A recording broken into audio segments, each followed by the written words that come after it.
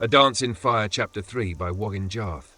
Mother Pascost disappeared into the sordid hole that was her tavern, and emerged a moment later with a scrap of paper with Leodis Durus's familiar scrawl. Decumus Scotti held it up before a patch of sunlight that had found its way through the massive boughs of the tree city, and read, "Scotti, so you made it to Falinesti, Valenwood. Congratulations. I'm sure you had quite an adventure getting here. Unfortunately, I'm not here anymore, as you probably guess. There's a town downriver called Athie-Imat. Get a boat and join me. It's ideal.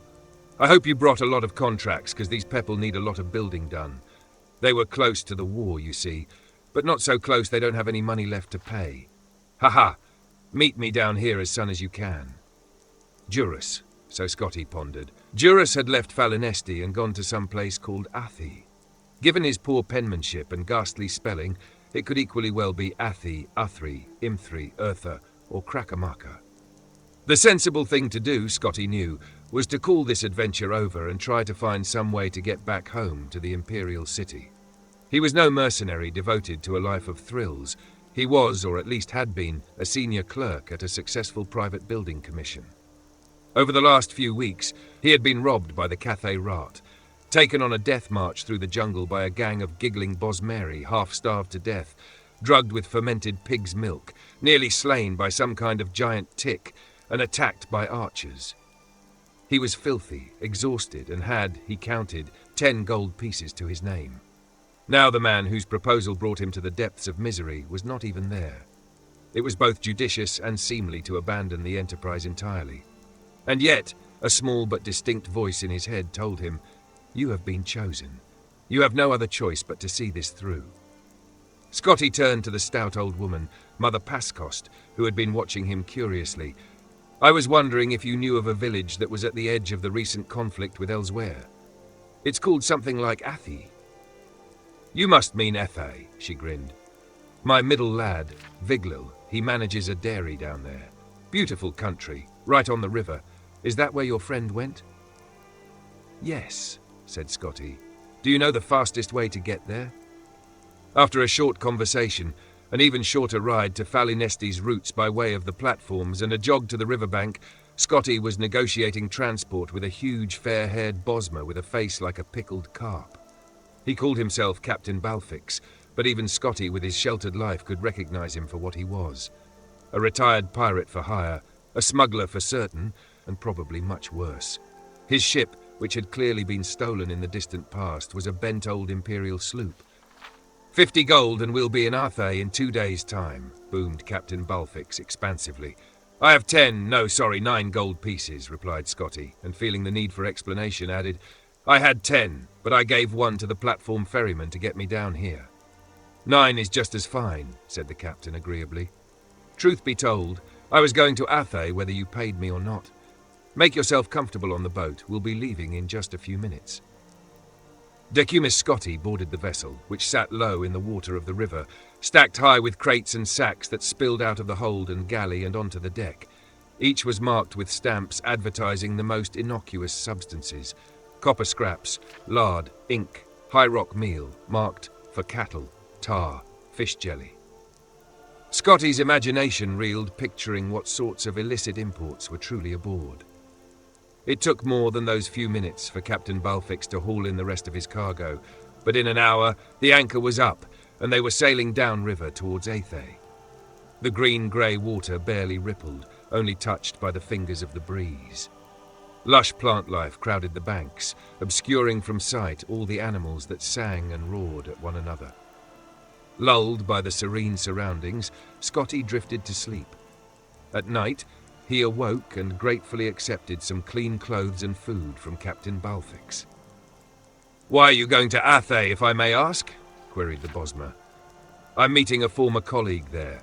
He asked me to come down from the Imperial City, where I worked for the Atrius Building Commission, to negotiate some contracts." Scotti took another bite of the dried sausages they were sharing for dinner. "We're going to try to repair and refurbish whatever bridges, roads, and other structures that got damaged in the recent war with the Khajiiti. It's been a hard 2 years," the captain nodded his head, "though I suppose good for me and the likes of you and your friend. Trade routes cut off. Now they think there's going to be war with the Somerset Isles, you heard that? Scotti shook his head. I've done my share of smuggling skooma down the coast, even helping some revolutionary types escape the Maine's wrath, but now the wars have made me a legitimate trader, a businessman. The first casualties of war is always the corrupted. Scotti said he was sorry to hear that, and they lapsed into silence, watching the stars and moon's reflection on the still water. The next day, Scotti awoke to find the captain wrapped up in his sail, torpid from alcohol, singing in a low, slurred voice. When he saw Scotti rise, he offered his flagon of Jagger. I learned my lesson during revelry at Western Cross. The captain laughed, and then burst into tears. I don't want to be legitimate. Other pirates I used to know are still raping and stealing and smuggling and selling nice folk like you into slavery. I swear to you, I never thought the first time that I ran a real shipment of legal goods that my life would turn out like this. Oh, I know, I could go back to it, but Bandar knows not after all I've seen. I'm a ruined man. Scotti helped the weeping mare out of the sail, murmuring words of reassurance. Then he added, "Forgive me for changing the subject, but where are we?" "Oh," moaned Captain Balfix miserably. "We made good time. Athay's right around the bend in the river." "Then it looks like Athay's on fire," said Scotti, pointing. A great plume of smoke black as pitch was rising above the trees. As they drifted around the bend, they next saw the flames, and then the blackened skeletal remains of the village. Dying, blazing villagers leapt from rocks into the river. A cacophony of wailing met their ears, and they could see, roaming along the edges of the town, the figures of Khajiiti soldiers bearing torches. "Bandar, bless me!" slurred the captain. "The war's back on!" "Oh no!" whimpered Scotti. The sloop drifted with the current toward the opposite shore, away from the fiery town. Scotti turned his attention there, and the sanctuary it offered. Just a peaceful arbour, away from the horror. There was a shudder of leaves in 2 of the trees, and a dozen lithe Khajiit dropped to the ground, armed with bows. "They see us," hissed Scotti, "and they've got bows." "Well, of course they have bows," snarled Captain Balfix. "We Bosmer may have invented the bloody things, but we didn't think to keep them secret, you bloody bureaucrat. Now, they're setting their arrows on fire." "Yes, they do that sometimes." "Captain, they're shooting at us. They're shooting at us with flaming arrows." "Ah, so they are," the captain agreed. "The aim here is to avoid being hit." But hit they were, and very shortly thereafter. Even worse, the second volley of arrows hit the supply of pitch, which ignited in a tremendous blue blaze. Scotti grabbed Captain Balfix, and they leapt overboard just before the ship and all its cargo disintegrated. The shock of the cold water brought the Bosmer into temporary sobriety. He called to Scotti, who was already swimming as fast as he could toward the bend. "Master Decumus, where do you think you're swimming to?" "Back to Falinesti," cried Scotti. "It will take you days, and by the time you get there, everyone will know about the attack on Athay. They'll never let anyone they don't know in. The closest village downriver is Grenos. Maybe they'll give us shelter." Scotti swam back to the captain, and side by side they began paddling in the middle of the river, past the burning residuum of the village. He thanked Mara that he had learned to swim. Many a Cyrodiil did not, as largely landlocked as the imperial province was. Had he been raised in Mir Korup or Artemon, he might have been doomed. But the imperial city itself was encircled by water, and every lad and lass there knew how to cross without a boat, even those who grew up to be clerks and not adventurers. Captain Balfix's sobriety faded as he grew used to the water's temperature. Even in wintertide, the Xylo River was fairly temperate and, after a fashion, even comfortable. The Bosmer's strokes were uneven, and he'd stray closer to Scotti and then further away, pushing ahead and then falling behind. Scotti looked to the shore to his right. The flames had caught the trees like tinder. Behind them was an inferno, with which they were barely keeping pace. To the shore on their left, all looked fair, until he saw a tremble in the river reeds, and then what caused it? A pride of the largest cats he had ever seen. They were auburn-haired, green-eyed beasts with jaws and teeth to match his wildest nightmares, and they were watching the 2 swimmers and keeping pace. "Captain Balfix, we can't go to either that shore or the other one, or we'll be parboiled or eaten," Scotti whispered. "Try to even your kicking and your strokes.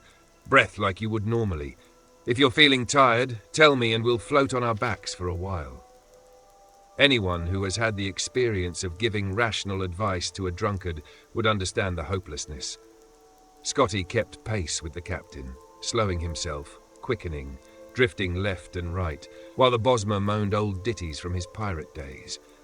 When he wasn't watching his companion, he watched the cats on the shore.